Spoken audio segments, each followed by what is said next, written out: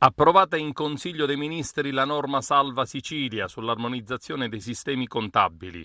Le soluzioni normative individuate saranno utili alla Regione Sicilia per ripianare il disavanzo di amministrazione e le quote di disavanzo non recuperate spalmate in un periodo di 10 anni.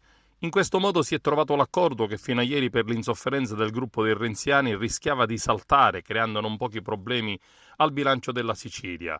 Non ritengo sia un ragionamento di buonsenso che tutti i problemi strutturali della regione siciliana, quali la responsabilità nella gestione dei bilanci regionali, debbano ricadere sui lavoratori e sugli enti locali che ne pagherebbero le conseguenze, sottolinea il sottosegretario Villarosa, che ringrazia il ministro Boccia per la disponibilità. Senza la norma approvata ci sarebbero state conseguenze disastrose anche sul bilancio dello Stato. Il provvedimento è il frutto di un lavoro avviato dal ministro per gli affari regionali Boccia con il collega Giuseppe Provenzano, ministro per il Sud.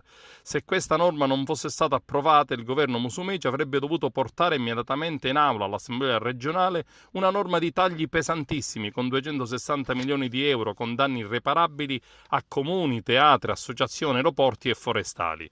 Italia Viva di Matteo Renzi aveva chiesto la modifica dell'accordo ed infatti Davide Faraone, capo del Renziani in Sicilia, rilanciava con una dichiarazione: non si può scaricare sui sindaci, sui lavoratori, sui cittadini siciliani il malgoverno passato e presente. Italia Viva darà una mano già dal Consiglio dei Ministri proponendo modifiche migliorative del testo venuto fuori in commissione, ma il governo regionale guidato da Musumeci deve garantire riforme, non può pretendere che vengano finanziati la cattiva politica e gli sprechi. Musumeci proponga riforme utili ai siciliani e tagli alle spese inutili. Solo così avrà le carte in regola per chiedere di aver spalmato il debito. Non si possono firmare cambiali in bianco ad un presidente di regione totalmente immobile. Ieri, finalmente, l'approvazione in Consiglio dei Ministri dell'accordo tra la Sicilia e il governo centrale, grazie alla mediazione dei diversi gruppi parlamentari presenti in aula.